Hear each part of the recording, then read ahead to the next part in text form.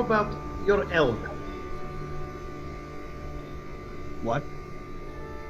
Element. Your element. I'll go first. Earth. Mine is earth.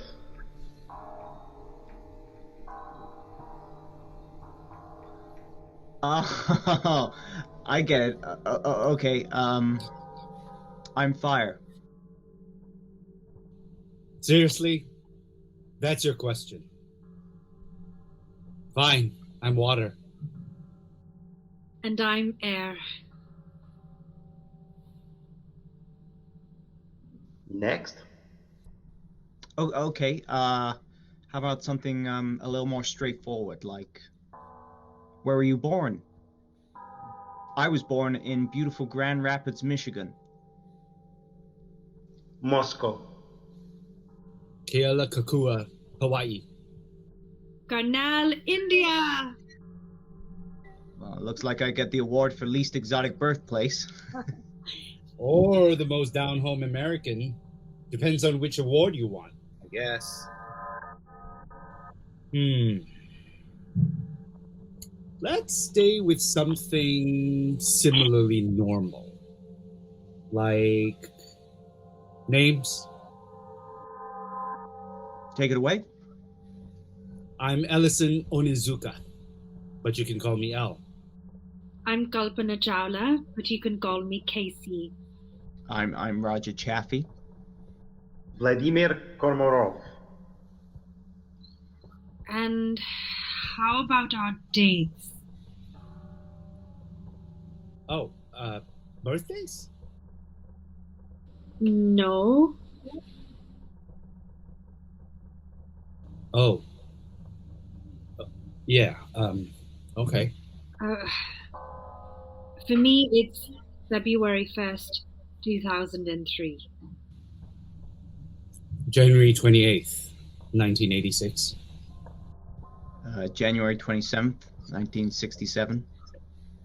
April 24th, 1967. Vladimir. Roger, I remember your accidents when they happened. I was in college at the time. I was 6 years old. It really wasn't part of my world yet in India, but I did learn about you later. In fact, I read quite a few different reports. It became part of training. Events that must never be repeated. Roger, I saw your accident in the newspapers and on television while we were also in our final preparations. Yeah, but we never launched. You were really the first death in a space flight. We were doing pre-flight tests. By a dubious distinction. A competition I would be happy to have lost. It had to be someone. One thing I can say, it was better me than my best friend. How about another easy one? Mission names. Soyuz 1. Apollo 1. The mission names stopped being so poetic after a while. Like mine was STS-51L, Space Transportation System. Not very musical, is it? I mean, you guys had symbolic names, mythological names, and we get STS. Oh well. But the shuttles themselves had great names. I was on the Space Shuttle Challenger. STS-107 for me. Space Shuttle Columbia.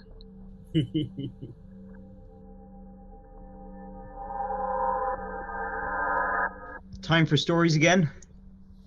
No. It's too soon, I think. We need some more space in between.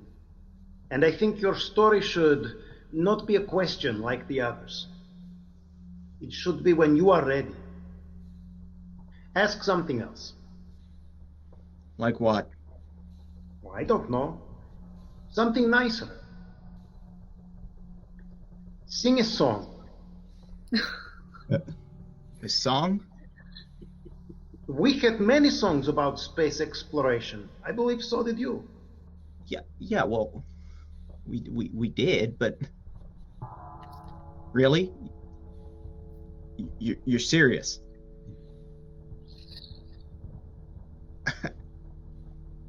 uh, Well, why not?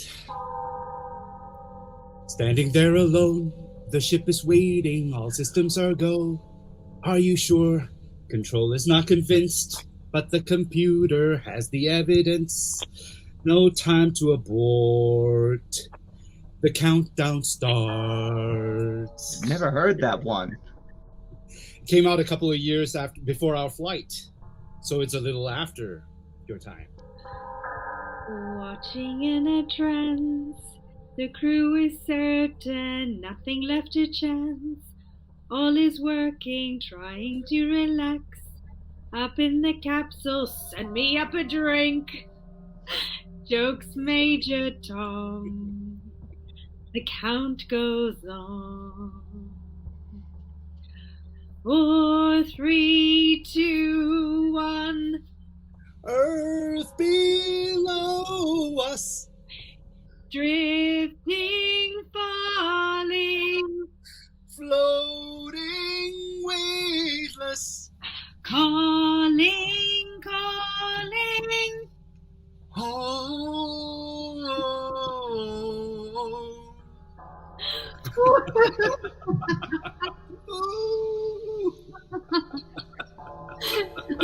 Fly me to the moon, let me play among the stars. Frankie, yes, we knew this one too. Let me see what spring is like on Jupiter. And Mars.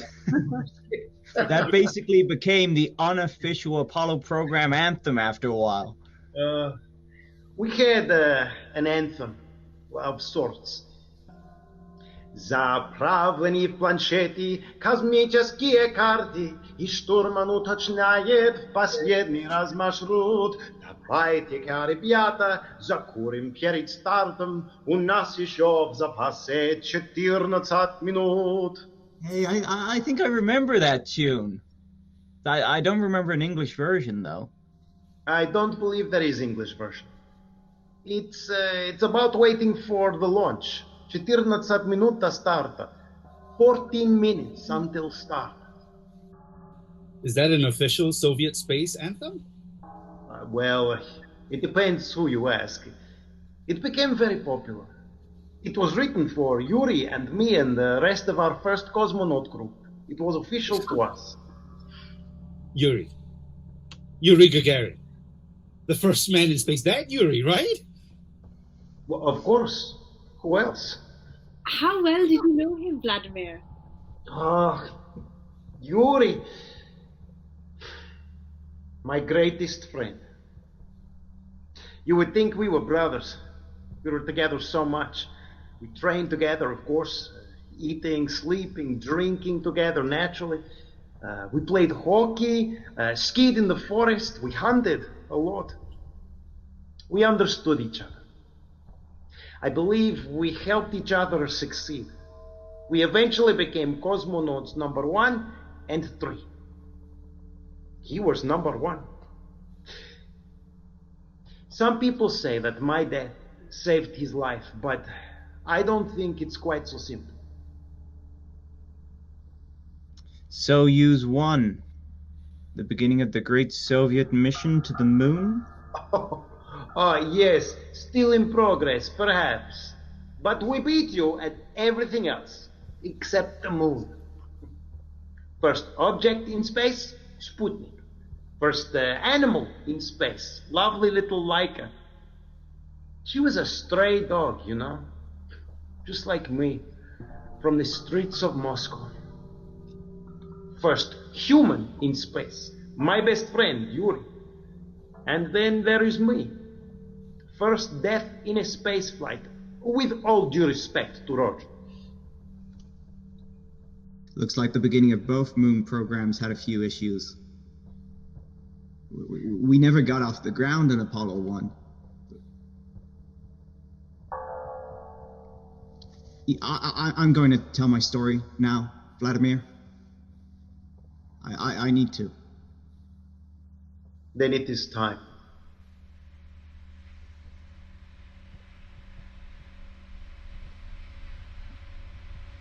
We were doing a simple test.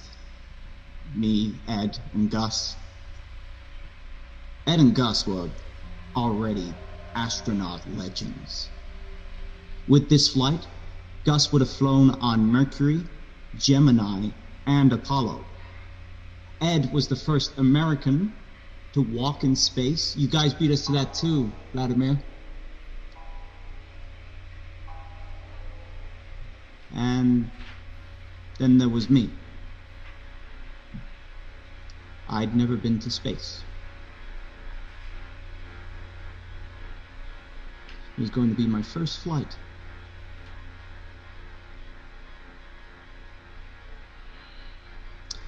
We were doing what's called a plugs out test. The capsule is disconnected from ground power to see how it functions on its own. We were on the launch pad, but we didn't even have fuel in the rocket. We even disconnected the explosive bolts on the hatch. It was considered a non-hazardous test.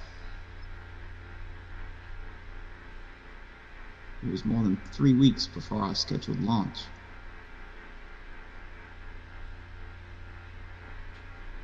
I guess nothing about spaceflight is ever non-hazardous.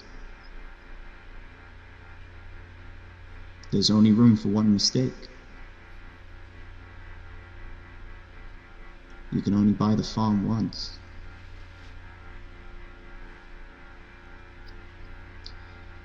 A few months earlier, we had asked that all flammable materials be removed from the capsule, mostly Velcro and nylon netting. Velcro everywhere. 34 square feet of Velcro coating the inside of the capsule, like wall-to-wall carpeting. Everybody loved Velcro, made it easy to stick tools and whatever to it, but guess what? It's quite flammable. So they took it all out in August. But somehow, like January, it was all back in there. The Velcro and the nylon. We've been sealed in and working for 5.5 hours already, and now we were just waiting on a fix for a communication problem with one of our microphones, so we decided to do another checklist run while we waited. It was about 6:30 in the evening. A Florida January night, 10 stories high overlooking the Atlantic.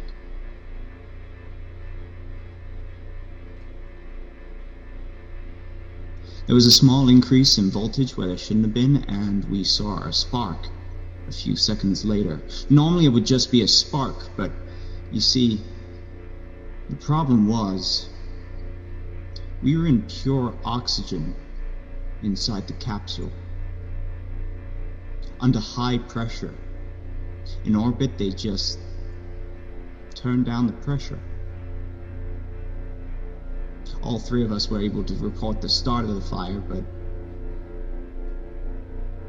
we were completely engulfed in 10 seconds. A few seconds after that, the inner wall of the capsule ruptured. The ground crew were right outside, but with the heat and the smoke, they couldn't get in. They couldn't open the hatch for almost 5 minutes. But it wouldn't have mattered. This wasn't like a fire on your stove in the kitchen. We basically became a pressure bomb. A pure oxygen flash fire, 1,000 degrees.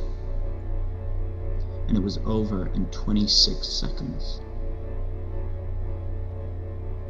Only the outer wall of the capsule prevented the ship from actually exploding, but it also trapped us inside.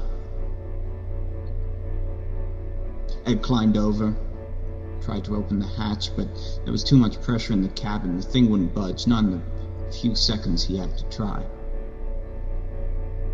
Gus tried to help him.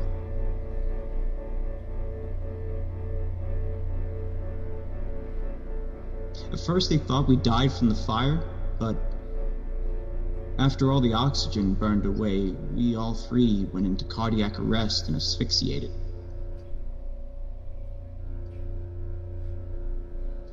Might be a bit of a technicality, since Ed and Gus's bodies were so badly burned they could barely tell which was which.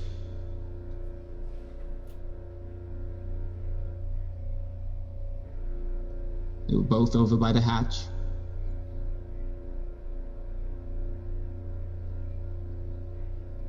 They kind of melted together. The liquefied nylon partially fused them with the inside of the capsule. Took them an hour and a half to cut them out.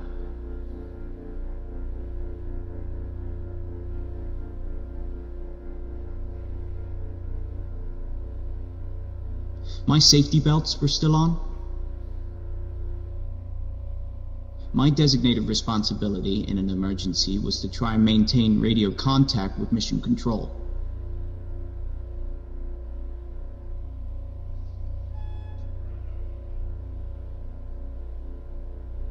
I did my job. I never left my seat.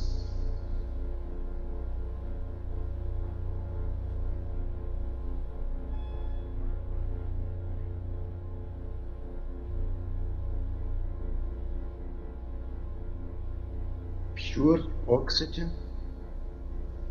I remember that. What were you thinking? One gas. A lighter, simpler system. It was mostly about weight. They used pure oxygen for all the Apollo missions. And Mercury and Gemini.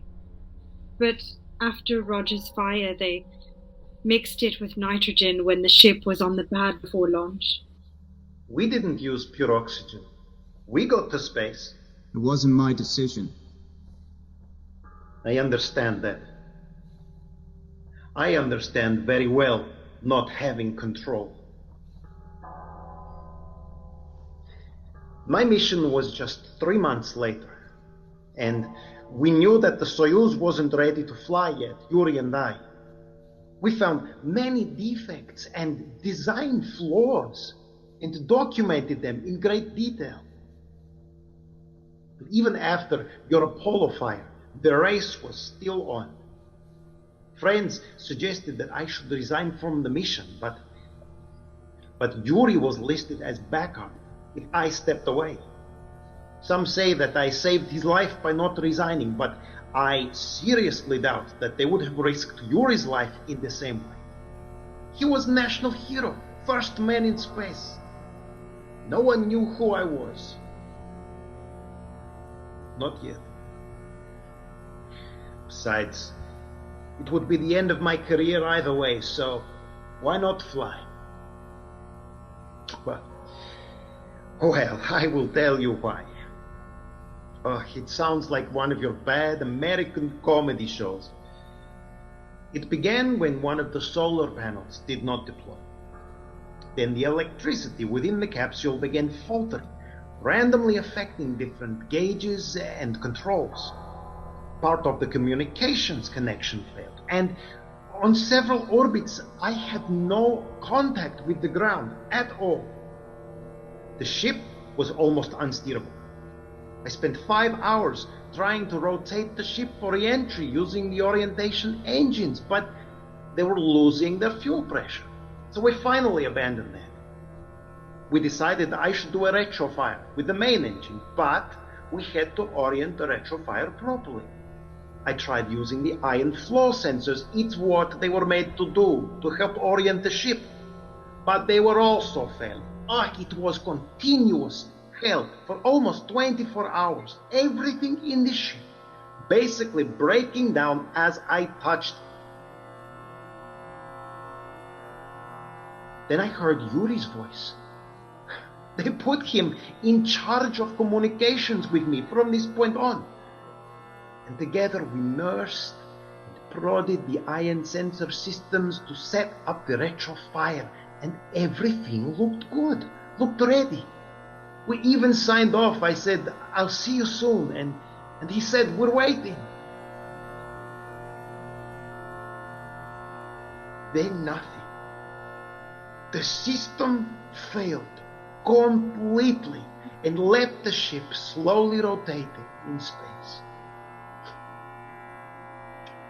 So then, we tried something crazy. Yuri and I had never trained for this. I had to use the periscope and the horizon to manually plan a main engine retrofire, but then had to wait till the ship entered the darkness to actually ignite the retrofire and hope the alignment stayed good. Otherwise, I would burn up on re-entry. The ship's batteries were about to run out, so this was our last try on Orbit 19, and it worked. It was extraordinary. I fired the retro burn for just over 2 minutes. Orientation was carried out accurately, without errors. I put my seatbelt on, and the ship began to re-enter the atmosphere. And then, the next joke in this sad comedy. My parachute deployed, but did not open. It just fluttered behind the ship like a loose piece of clothing. I hit the earth at high speed. I was killed on impact. The bones in my body shattered instantly. But the comedy show wasn't over yet. The main engines were also designed to function during the landing of the Soyuz to slow the ship. They fired beautifully, but they ignited several seconds after the ship had smashed to pieces on the ground, setting everything on fire.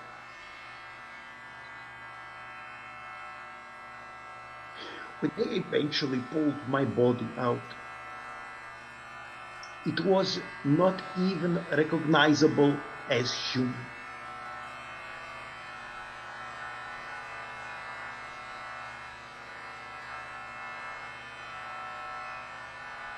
Do you think your government deliberately sacrificed your life? What? No, no. Of course not. That's absurd. Vladimir. How could you ask that? Do you believe that? I didn't say I believed it. I just asked the question. Perhaps we were just expendable hardware in the experiment. It seems there's often some detail that is obvious after the fact. Well, why can't it be obvious before the fact, before we strap in? Perhaps it's because we are just another part of the machinery. You can't control for everything, Vladimir. The list never ends. You just have to stop somewhere. It's always a judgment call, but an honest one. As they say, space is hard. Yes, space is hard.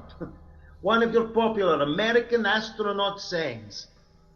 At least it's true, if not very eloquent. What's that other favorite saying? Failure is not an option. Well, obviously failure is an option because here we are. Or are we to be considered successes? It's just a motto, an aspiration. Like, never give up. I, for one, completely resent the inference that we were just part of an actuarial calculation. The whole space program shut down for 1.5 years after Roger's accident and for over 2.5 years after Challenger for safety redesigns. You don't do that if the astronauts are just an expendable part of the experiment. You can't do everything. In engineering or in science, you can't do controls and modifications and improvements forever. The target never stops moving. But you can check and recheck and create backups of backups, safety redundancy. Space actually really is hard. You'll never reach 100%. But you can keep adding more nines to 99% after the decimal. There's always some risk. Crew safety has never been knowingly compromised. Within the existing time and budget constraints, of course. Oh, shut up, Vladimir.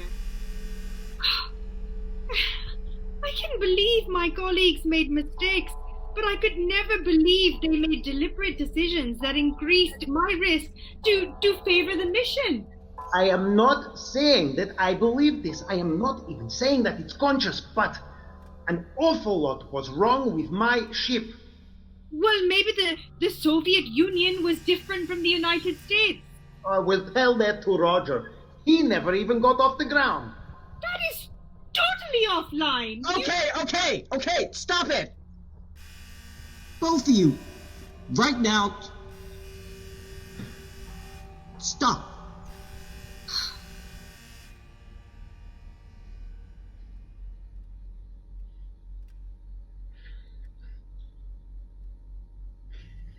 Maybe we need a new question.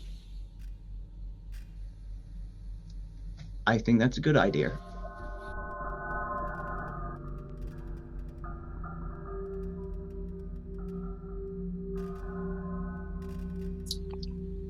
What was your first? What do you mean? Well, for example, Vladimir was the first person to die in spaceflight. I don't know that I had a first. Other astronauts died in training. But not in the capsule, not on the pad during launch preparation. Even along with Ed and Gus, I was furthest from the fire, so probably the last of us to die. So, actually, Al, to answer your question, I don't know that I was the first at anything. Except maybe that it was my first flight. That's my only first. You know, I don't even know why I'm here with you three. I never actually flew. I mean, planes, of course, but never once did I fly in a rocket. Yeah, I really don't think I should be here. Wherever we are, doing whatever this is. Roger, it's a technicality. You were an astronaut. You were effectively in countdown to your flight. We were more than 3 weeks out. The countdown clock doesn't actually start until 2 days before. Another technicality. It doesn't matter. When does the countdown really begin? The moment that ship is on the launch pad. You changed the whole space program. By dying? We would have never made it to the moon if you hadn't died. Everyone said it at the time. They still say it now. The redesigns your accident catalyzed changed the whole Apollo program, actually made it possible from an engineering point of view. Yuri Gagarin also died in a training exercise. It was later, of course, after Vladimir, but what I mean is, it was also in training. Yeah, but he had already flown. You all had already flown. This wasn't the first flight for any of you. Vladimir, it was your third flight. Roger, do you remember Valentin Bondarenko? Most people do not. He was in the first cosmonaut group with myself and Yuri. He died in training, in a fire. He did not die immediately. It took him 16 hours to die, as the rest of us watched at his bedside. He died 3 weeks before Yuri's launch, so obviously he never flew. If you are not an astronaut, then Valentin cannot be a cosmonaut, and I am sorry, but I cannot accept that. So it would seem you are stuck with us, whether you like it or not.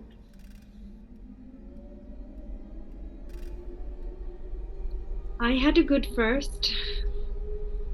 I was the first Indian-born woman in space, but not the first Indian.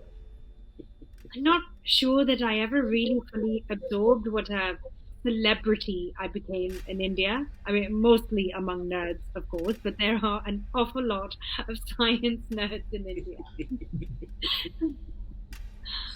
Well, I was the first Asian American in space. Also, the first Japanese American. And the first Hawaiian. Woo! That's a lot of firsts. But Hawaii is a U.S. state. Did we start commemorating the first person to fly from every state? It wasn't a state when I was born there. Not till more than a decade later. Okay. On my first shuttle flight, I took a bag of Kona coffee.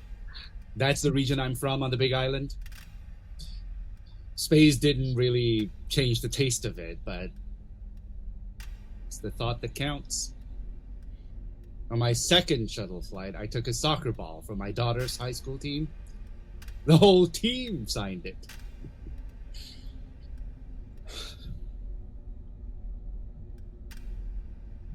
It was freakishly cold in Cape Canaveral the day we launched. At least for Central Florida. I mean, it was only just near freezing, but it was the coldest day NASA had ever launched anything.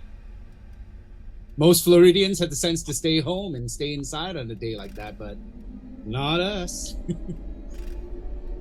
Can't say nobody thought about an O-ring freezing, because they had thought about it. They even discussed it quite a bit the day before, but they decided it wouldn't be a problem.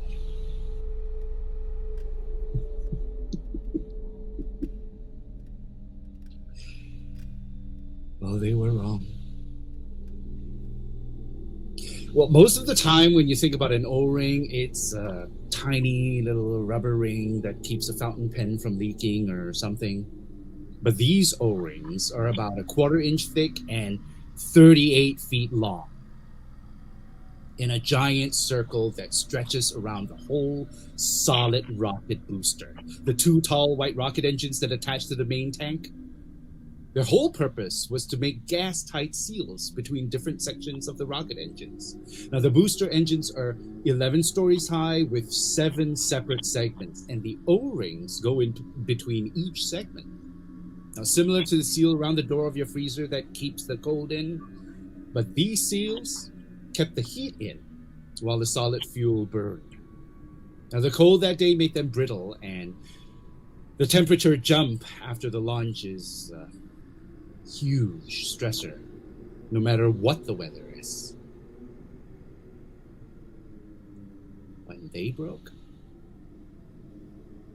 the burning fuel spewed out of the gap like a monstrous flame torch and just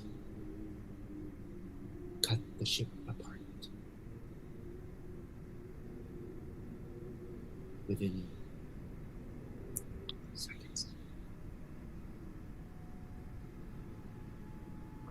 We were still accelerating, and the G-forces did the rest.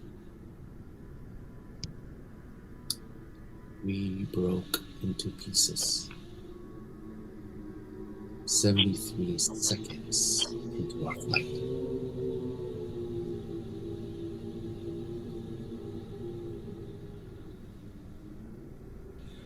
A whole generation of baby boomers can tell you exactly where they were at the time, who they were with, or who had told them first that day. No one realized at the time that we had actually survived the ship's breakup. It took a while afterward to figure that out. The ship disintegrated around us, and it was just the crew compartment, still intact, with us inside. We fell for nearly 3 minutes. Some of us activated our personal air packs. Judy or I switched on Michael's air for him. He was the pilot, and he couldn't reach his because it was behind his seat.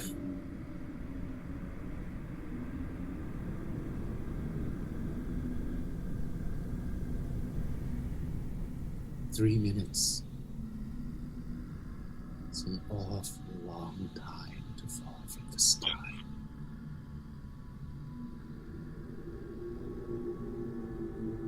No parachutes. No response from any controls. No ejector seats. No way up. Time enough to try everything that we could try and then still having just to wait.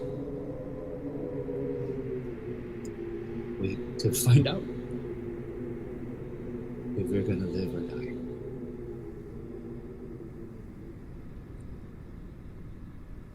For a long time, it was believed that we had died by drowning after we sank into the ocean. Oh, the water killed us. But we didn't drown. We hit the water at over 200 miles per hour. A simple calculation showed that would mean G-forces in the hundreds. The human body can't survive that, as Vladimir knows. We died on impact with the water. Me, Judy, Michael,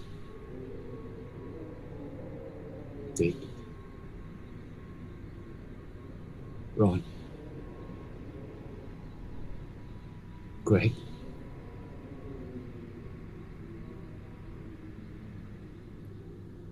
Crystal.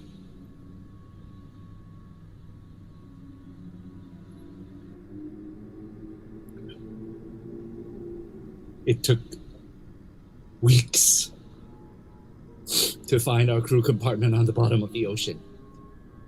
Pieces of our ship washed up on the Florida coast for years. Oh, the soccer ball was found intact, still inflated, floating in the ocean in its duffel bag. It was taken up to the International Space Station on the 30th anniversary of our flight. Now it lives in a display case at Clear Lake High School in Houston.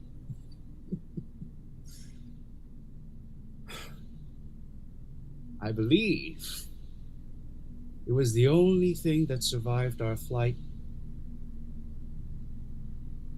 undamaged.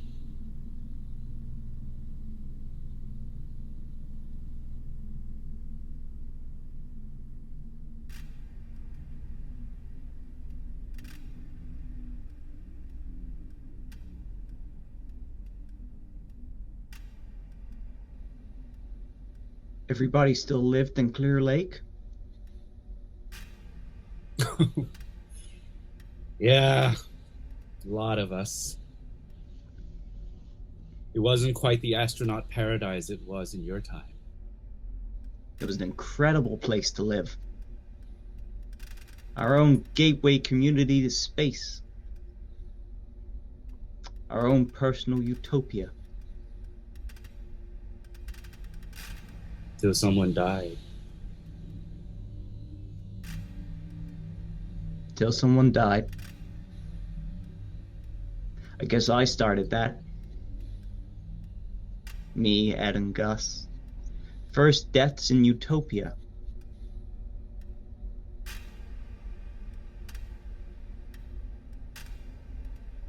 I thought you were supposed to live forever in utopia.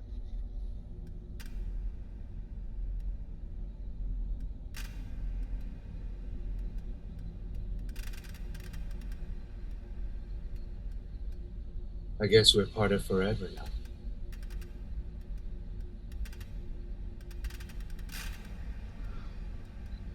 Vladimir, what was the name of the song that you sang? Fly me to the moon? No, the other one, the Russian one. Yes. 14 minutes until start. Ah, 14. We were 16 minutes from landing when we broke apart. Not quite exact symmetry. 14 minutes until start. 16 minutes until end. What's a couple of minutes among friends?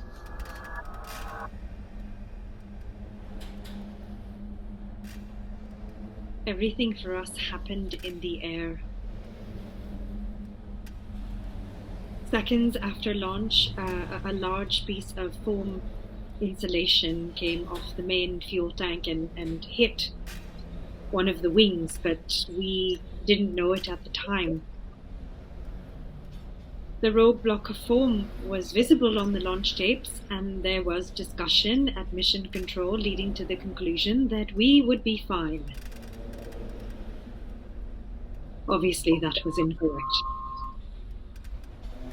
It's called foam shedding, and it's not supposed to happen. But it had occurred at least on 4 other shuttle launches, maybe more, without causing any problems, so there was no reason to believe that it would hurt us this time. This is a logic flaw called normalization of deviance. Turns out the foam had just never quite hit the right spot before.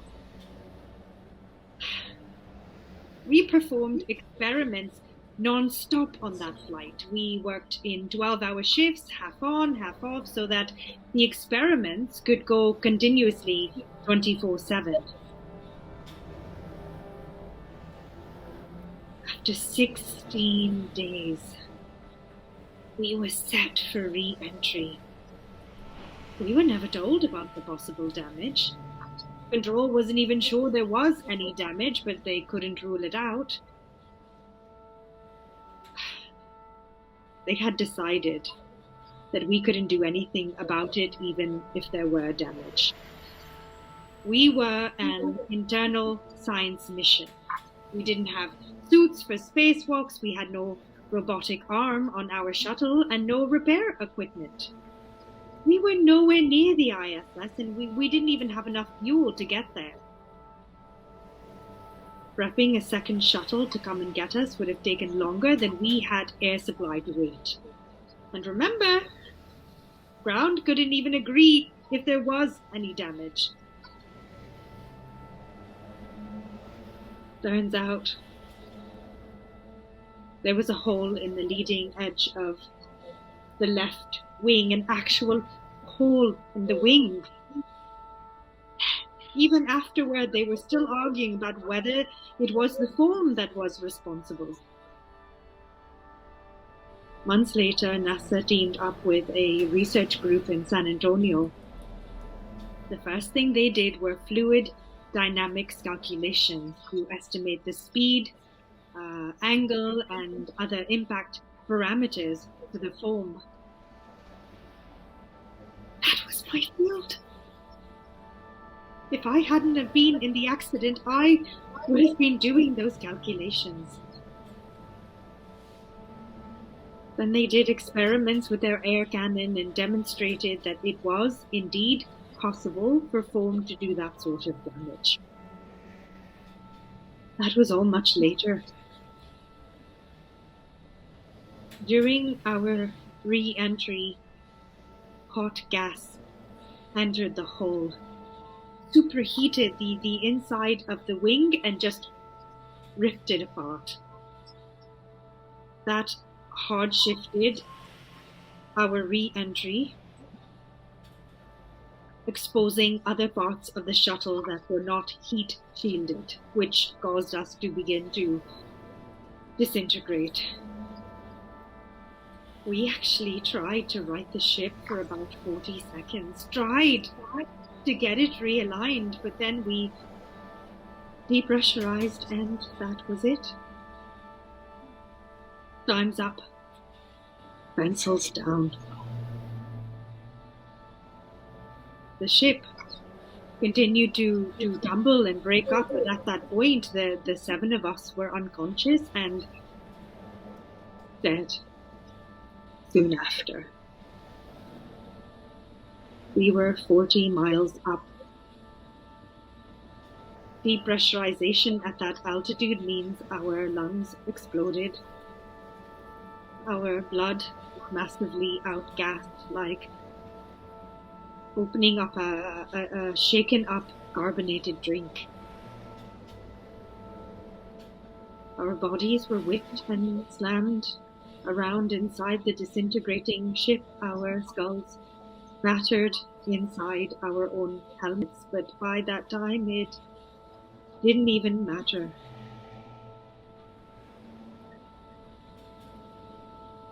We were only 16 minutes from home. We were over Dallas. Our debris corridor stretched over half of Texas and into Louisiana and Arkansas. Rick, Willie, Michael, David, Laurel, Ian, and me. The parts of us they did find were mostly in Texas. Arms, feet, fingers, a torso.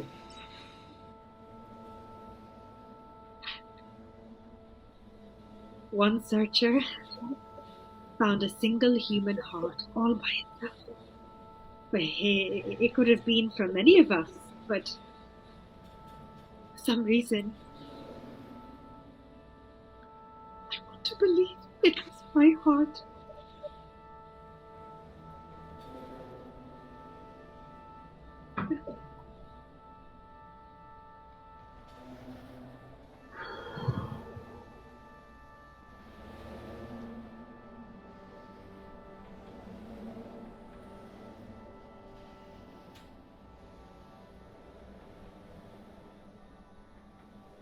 Well,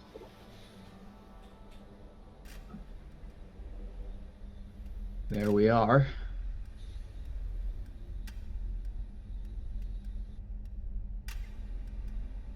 How many times do you think we're going to have to tell our stories? You've been telling yours for decades longer than me.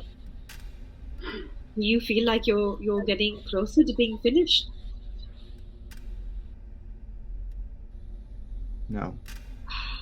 Yeah. Like I can't help it. I already feel like I need to tell it again. It's like an ache that won't stop. When Hurricane Nikki hit Hawaii, it was the worst storm that had ever hit the state. Destruction, death. The island of Kauai didn't have power for months.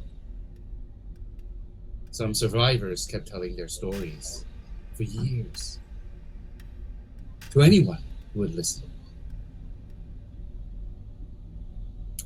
I think sometimes all you can do is tell the story again. But does it ever change? Do we figure out a way to fix it? Make things turn out differently? Roger? Vladimir? Not yet.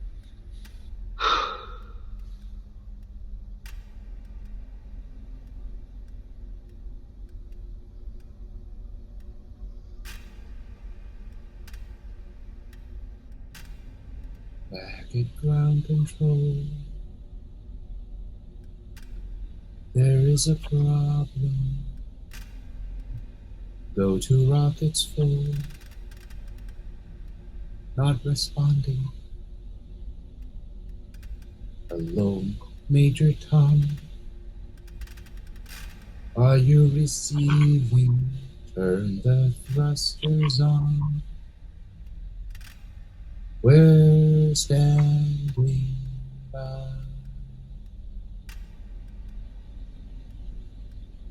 There's no reply.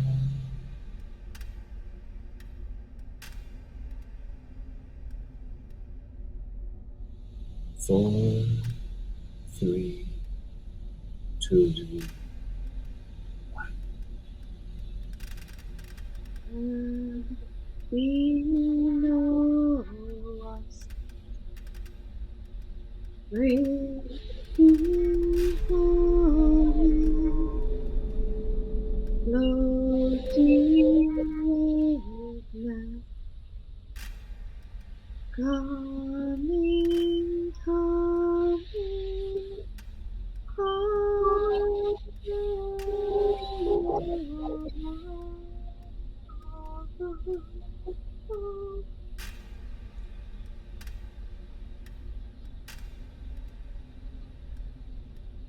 Home. Домой. Home.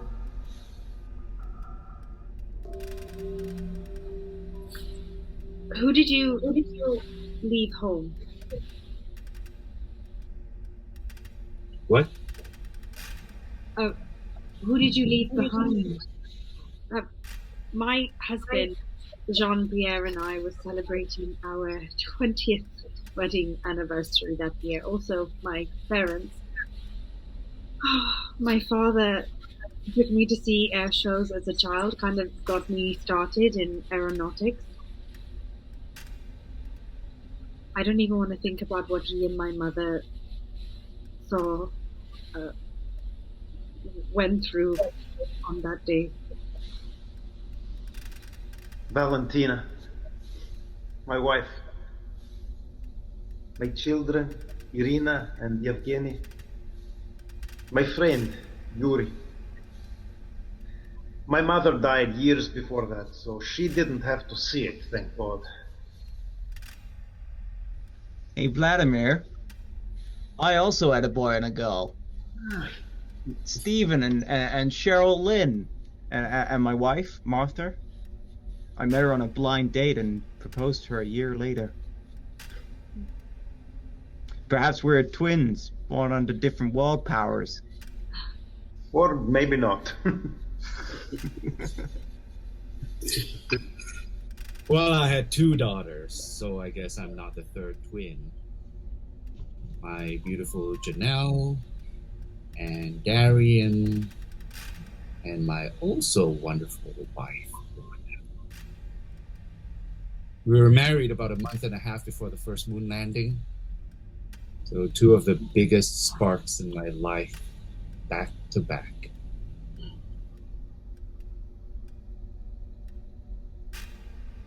Would you do it again? Knowing what you know now, knowing how it will end? Yeah. Yes.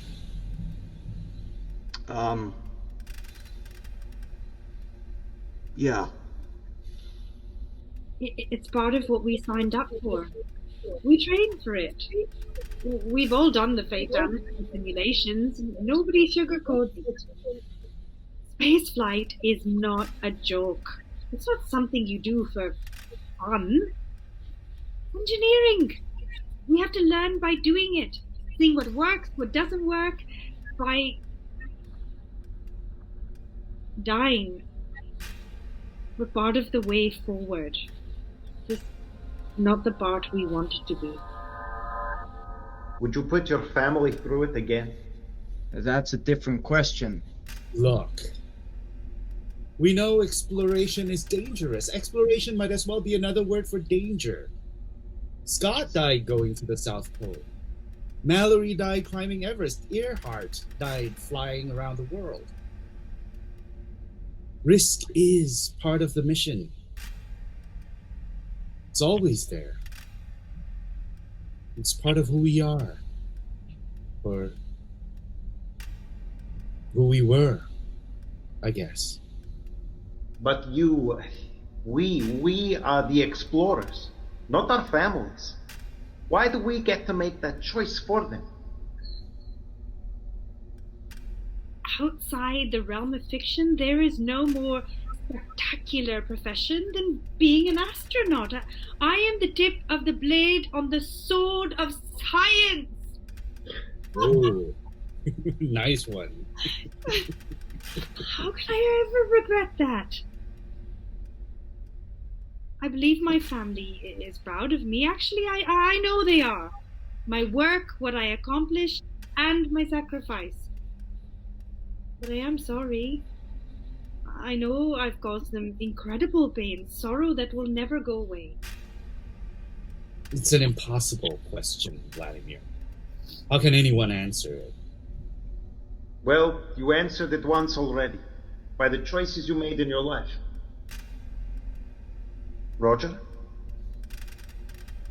I said yes before. But you didn't answer the other question. Would you put your family through it again?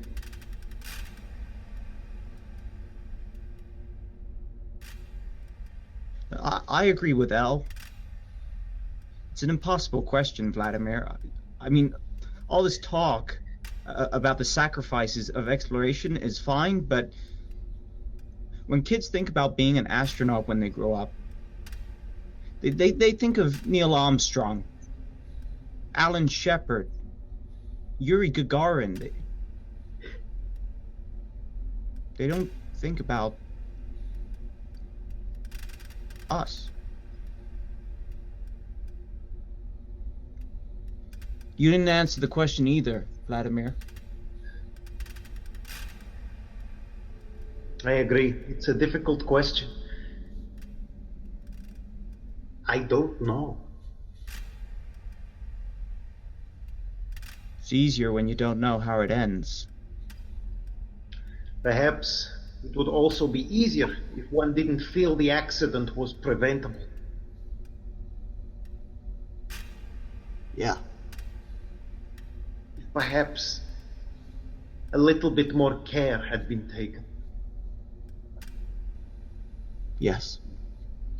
It's not even a question that has any meaning.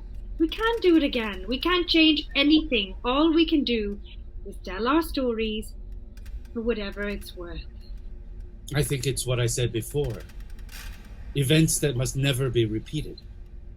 I think that's why we have to keep telling our stories, so they're not forgotten. We have to repeat them forever, so that they're never repeated. Well then. So there we are. Shall we go round again? See if anything changes. It won't. Then we will see what stays the same. There's no rush. We've got all the time in the world.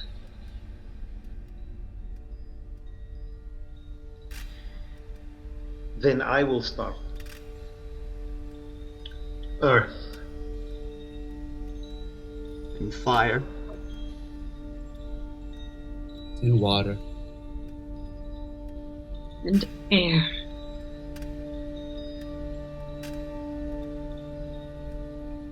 Well, what's next?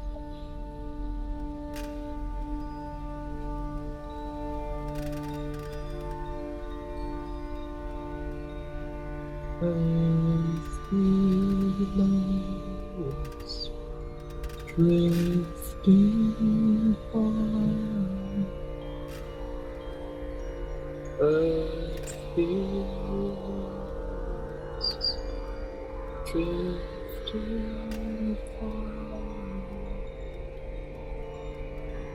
Earth feels drifting far.